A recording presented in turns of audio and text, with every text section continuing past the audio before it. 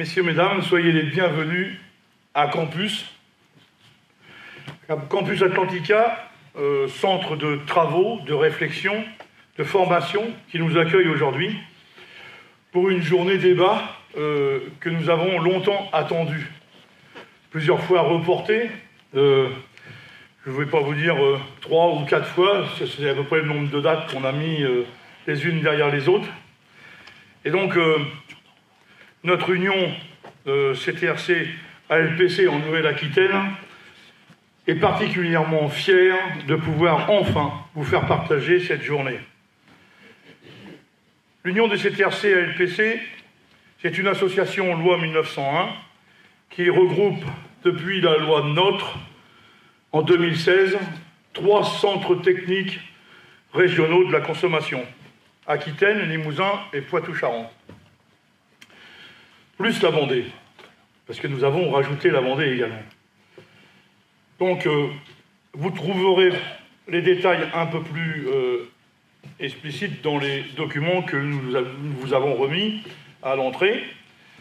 Il a fallu, pour nous adapter, nous concentrer, nous apprécier, nous compléter, afin d'être ensemble, et cela n'a pas été chose facile, mais nous y sommes arrivés, et nous sommes là aujourd'hui. On crée, par décret ministériel en 1967, nous sommes les outils techniques, juridiques, de formation et de communication pour et avec les associations de consommateurs adhérentes, pour renforcer la capacité et l'efficience des acteurs de la protection et de la consommation, pour prévenir et résoudre les litiges en matière de consommation, notamment par l'éducation populaire, et pour œuvrer également à une société de consommation plus équitable et responsable.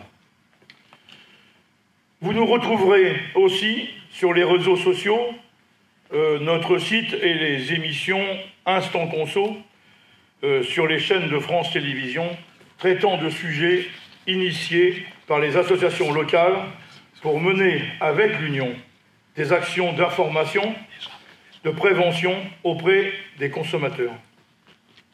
C'est dans ce cadre de nos missions que nous avons organisé cette initiative pour échanger sur un thème particulièrement pointu, inquiétant, mais tellement d'actualité, pour essayer à notre tour d'informer ceux que nous connaissons le mieux, les consommateurs citoyens, par l'intermédiaire de nos 50 associations adhérentes en Nouvelle-Aquitaine. Donc un petit mot d'ouverture sur cette journée. Donc depuis des décennies, l'homme n'a cessé de détruire sa planète, inconsciemment au début, mais avec plus de savoir et de connaissance de ce qu'il faisait au fil des années. L'homme est un animal à l'époque de Néandertal, avec la seule différence, c'est qu'il va se servir de son intelligence et de sa possibilité de créer, produire, pour avancer, inventer, pour ce qu'il croit être sa qualité de vie, et il ne s'arrêtera plus. Mais en même temps, il va profiter de tout. Il va commencer à gaspiller, à jeter, sans se préoccuper du risque de manque, de dilapidité, sans scrupule. Si au moment de la préhistoire, il n'y avait encore pas trop d'incidences, malheureusement, ça ne s'est pas arrêté là. Les forêts, les mers, les océans, les montagnes, mais aussi la concentration des individus dans les endroits de vie. Le début des villages, des villes, vont subir les assauts perpétuels du genre humain. Tant qu'il a été question de rejet d'alimentation, du trop perçu, du non consommé, ce n'était pas très grave. Cela participait à la construction de l'écosystème, et les autres animaux s'occupaient de nettoyer. Mais la modernisation et les différentes avancées technologiques commençaient à se faire sentir et à se voir. L'accumulation des choses qui ne servent à rien, mises en tas dans différents endroits dissimulés, constituait déjà une pollution. Pendant de nombreuses décennies, il n'y a pas eu de prise de décision sur le devenir des déchets. Aussi, pour certains, ils se sont intégrés dans notre paysage.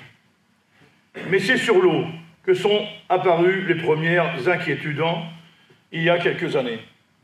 La diminution et la disparition de plusieurs espèces de poissons, la destruction des faunes et flores des fonds marins, comme les coraux, les éponges, les différentes algues. La déforestation, les constructions, les fumées, les multitudes d'autoroutes et, a fortiori, les grandes surfaces bétonnées sont des facteurs qui entrent dans ce chamboulement climatique. Mais je ne veux pas, surtout pas, car je ne suis pas un expert en la matière, vous priver des informations, de tous ces éléments que vont vous donner aujourd'hui nos personnalités.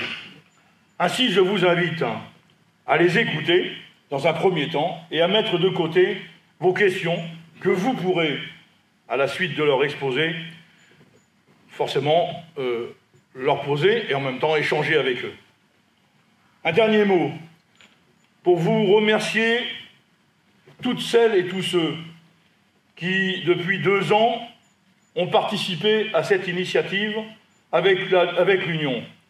Ensemble, nous avons construit cette journée de débat citoyen, d'échanges libres entre élus territoriaux, députés, représentants d'entreprises, de syndicats professionnels, de salariés, représentants d'entreprises,